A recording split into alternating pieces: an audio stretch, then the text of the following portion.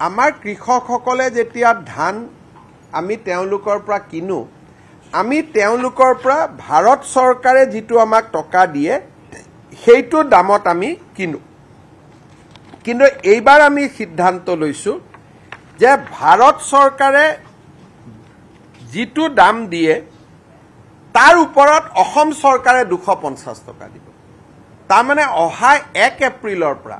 ধানৰ সমৰ্থন মূল্য অসমত 2550 টকালৈকে বৃদ্ধি হ'ব 2021 চনত এই মূল্য 600 টকা আছে 600ৰ পৰা 2550 টকালৈকে বৃদ্ধি হ'ব সৰিয়হ যদি বিক্ৰী কৰে ভাৰত চৰকাৰে 5900 টকা দিয়ে আমি 500 টকা লগত দিম তাত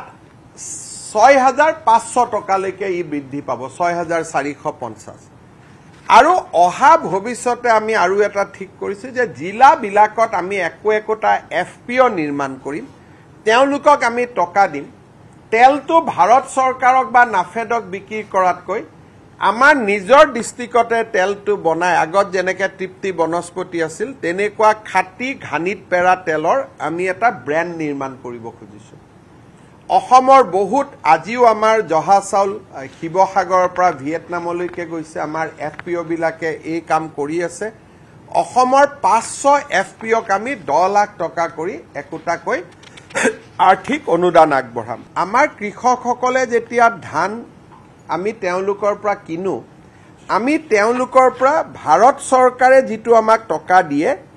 সেইটো দামত আমি কিনো কিন্তু এইবাৰ আমি সিদ্ধান্ত লৈছো যে ভাৰত চৰকাৰে যিটো দাম দিয়ে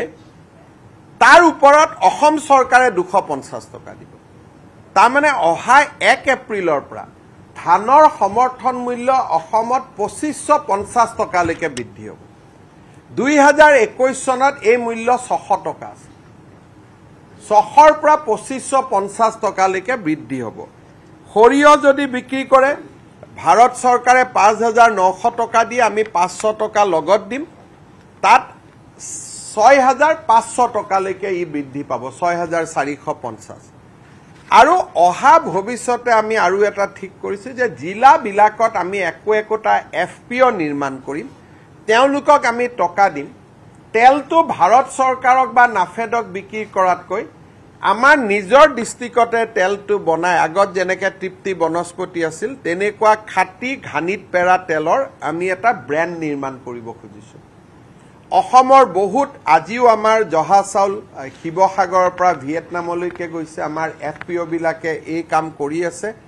অসমৰ 500 এফপিঅক আমি 10 লাখ টকা কৰি একোটাকৈ আৰ্থিক অনুদান আগবঢ়াম আপুনি বিচৰা বাতৰি পাব কেৱল নিউজ 18 এপত নিউজ 18 এপ ডাউনলোড কৰিবলৈ স্ক্যান কৰক এই কিউআৰ কোড গুগল প্লে ষ্টৰতো পাব এই নিউজ 18 এপ